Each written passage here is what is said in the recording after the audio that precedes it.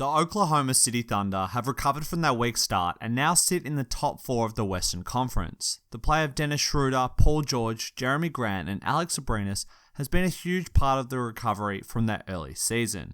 And Russell Westbrook has been just as dominant as he usually is. Plus, he's taking less threes and trying to get to the rim and distribute more. This video will take a look at most of these things in more depth, but it will predominantly focus on the strong play of Steven Adams, the big man in the middle who does all of the dirty work for the team and remains underrated around the league. This is Steven's 6th year in the league and on the Thunder. He was taken with the 12th pick in the 2013 draft after the Thunder acquired the pick from the Rockets in the James Harden trade. He was expected to be a long-term project who would take time to adjust to the NBA and hone his skills.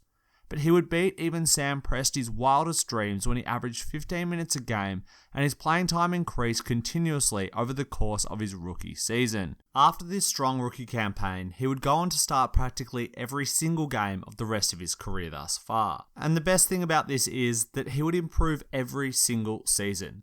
There still hasn't been an NBA season where I've watched OKC and thought that this is the same Steven Adams as last year. He has improved his defensive instincts, then improved his footwork in the pick and roll, then added a post game and has continuously become fitter and fitter. And Adams appears to be entering his final form this season. At the age of 25, we could expect him to be entering the prime of his career. And while I hope that he continues to get even better, I'm not sure how much more room for improvement there is. But I'll never count the big man from New Zealand out. So just how has he become so good and so valuable to this OKC team? For me, Adams is the perfect example of a complementary star, a role player who is so incredible at their job they transcend the slightly negative connotation of the phrase role player. OKC already have Westbrook and Paul George as their offensive stars who need the ball and create for the team. Then they have Dennis Schroder, who has been fantastic off of the bench to begin this season and who also needs the ball in his hand. For this reason, there was never really the opportunity for Adams to grow and develop into a post-up beast who catches the ball down low 8 to 10 times a game, or a big man that you run your offense through like Anthony Davis or Joel Embiid. Instead, he does all of the little things on the offensive end.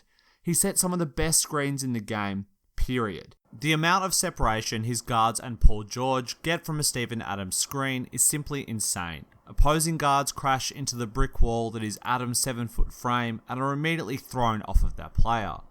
This allows the guard to charge down the lane and for Adams to dive into the paint with them. It almost always traps the defender behind the play and forces help to come from the corners or for the defenders to switch players. Schroder and Westbrook are both fantastic at taking advantage of this. Russ will dive to the rack with ferocity and either pass the ball out, dunk, or make a tough layup, or he will pull up for one of his lethal mid-range jumpers. Schroder takes a little bit more of a subtle approach and uses the screen multiple times to create as much separation as possible in order to warp their defense. He is so quick at accelerating and can get to the rim with lightning speed. When you combine this with his increased three-point shooting, you get another player who is amazing at running the Thunder offense alongside Westbrook. But we'll get back to his true value later in the video. Adams is one of the primary reasons the Thunder can create offense well on the half court. His screens are lethal and he is great at catching lobs and finishing on the inside. He still fumbles passes every now and then, but these plays are far less frequent than say 2 years ago. But perhaps the best thing about him on these plays is that even when he doesn't get past the ball, he gets into the paint, seals off his man, and gets ready for the offensive rebound. And here is where he does a lot of his damage. Adams is one of the best offensive rebounders in the entire NBA. He averages 5 rebounds per game, and the only player in the league averaging more is Andre Drummond with his incredible 6 boards a game. Adams is just a huge presence down low, and not many players in the league have the strength to effectively box him out. He seals off his space really well, and always tries to position himself directly in front of the rim about a foot out. This gives him the maximum amount of space to jump up and grab rebounds from multiple different spaces on the court. He must be one of the most frustrating big men to play on because he creates so many extra possessions with these rebounds. And he is springy enough to get back up quickly and put the ball straight into the hoop. Adams creates so many extra possessions for his team, and this is huge for their ability to be effective in the half court. Sometimes the Thunder can get a little predictable with their isolation and pick and roll plays. Plus, they don't have a huge amount of shooting, and the combination of these two things is the floor being a little bit more cramped than they would prefer. This makes their shots a little bit tougher and allows for help to come quicker defensively, ultimately resulting in less makes and more rebounding opportunities. Adams is there to help make this less of a problem. He is the garbage man on offense, cleaning up everyone else's mess. But now, Stephen has developed into even more than that on the offensive end as well. He has developed quite a solid post game that allows him to score the ball when given to him in the post.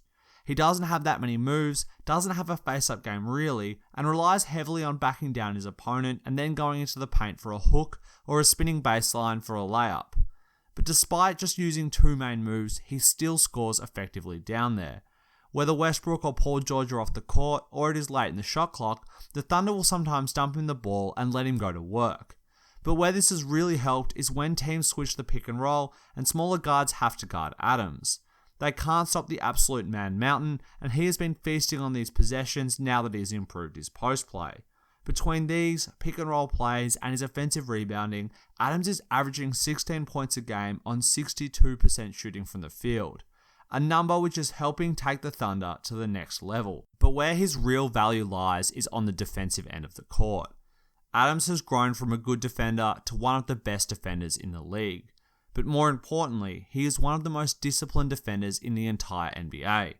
Adams almost never leaves his feet to bite on pump fakes, and this allows him to stay down and contest every single shot. With his incredibly large frame, he presents a wall to driving players and disrupts most shots taken in the paint. For this reason, the Thunder allow 10% less shots to go in at the rim with Adams on the court compared to when he is off the court. Adams also does a fantastic job sprinting back in transition, and the Thunder are a much better defensive team in transition with him on the court. Adams helps to stifle two of the most effective ways to score in the NBA, and the value he brings here cannot be understated. He simply makes the Thunder so much better on defense just by stepping onto the court. And in fact, he makes them much better overall when he steps onto the court compared to when he's on the bench. With Adams on the court, the Thunder score 15 more points per 100 possessions and allow 4 less points per 100 possessions defensively, giving him an on and off differential of plus 19.4. This is an incredible statistic, and it could be argued that he is the most important player on the Thunder right now. While this isn't quite true, the fact that he is so close to Paul George and Russell Westbrook is huge. The Thunder have a true big three once again, and they mesh with each other so well. All three are athletic, get out in transition, play with huge amounts of energy, and have great defensive potential, even if only Paul George and Steven Adams utilize that potential every game. But one of the biggest improvements for the Thunder this year has been through addition by subtraction. The removal of Carmelo Anthony and its effect on this team cannot be stated enough. It was so important to the development of this team this year. Carmelo is at that point where he still looks okay at times during the game, but the eye test betrays you. Sometimes he'll drain 2 threes in a row and you think you're watching the old Denver Nuggets Melo, but then you see him dribble in for a long 2, blow a layup, turn the ball over, and play continuously horrendous defense. It is sad. But at this point in his career, he is washed up. I'll never forget just how good he was in his prime, but God, I am glad that the Thunder moved away from him. They had to give up a first-round pick in order to do so, but it gave them 2 huge things. First, the ability to play Jerami Grant in the starting lineup, and secondly, Dennis Schroder. Grant has slid into the power forward position and is the opposite of old Melo. He is athletic, defends with ferocity, plays with a huge amount of energy, and doesn't demand a million shots a game. He's become the perfect role player for this team and helps them embrace their defense-first identity. Grant has the speed and quickness to guard 3s and even 2s, and the length to cover 4s, and this allows him to switch positions with ease. He's also fantastic at timing his weak side help and getting into the passing lanes. For this reason, he is averaging 1 steal and 1 block a game, but the more important part is that it's just really, really hard to score on Grant. It's also really hard to score on Paul George and Steven Adams and Terrence Ferguson. And when Westbrook is locked in, he could also make it very tough. Their presence in the starting lineup has led to OKC having the best defensive rating in the entire league. They are so tough to score on, and it has made them one of the most consistent teams in the NBA. After starting the season 0-4, they've gone 11-2, even with Westbrook missing 6 of these games. The Thunder are back to being legit. They are a very, very good basketball team. And in some ways, they are the team I expected last season when they acquired both Carmelo and Paul George. One of the big reasons for them being able to ride the injuries to Westbrook, and for them just being better in general, is the acquisition of Dennis Schroder. Dennis was thrown into the deal to dump Melo for salary reasons, and it was seen as a win-win deal by myself and others at the time. Atlanta needed the minutes for Trae Young, and had committed too much salary to Schroder for a tanking, rebuilding team. But the deal works for OKC as they are locked into their current team with all the money they have committed to Adams, PG, and Westbrook. And Schroder is a really talented young guard. He is only 25 years old and is lightning fast with a good handle, good court vision, and a decent ability to shoot open threes and threes off of the bounce. But more importantly, he can play backup point guard. I honestly can't remember the last time the Thunder had a decent backup guard. For the last few seasons, it has been the incredibly washed up Raymond Felton, who is honestly a 6 foot tall version of Carmelo Anthony. Fat, slow, with no defense and no offense. Felton has finally seen his role reduced to nothing, and Schroder is playing the backup minutes at point guard, as well as playing some minutes with Westbrook on the court. This allows Russell to get more rest, and for the Thunder to build and hold leads with their bench unit. And the bench unit has been strong. TLC, Patrick Patterson, Diallo, and Nerlens Noel are all contributing alongside Schroder and Alex Abrines, and they are a huge reason why the Thunder are so much better this year than last.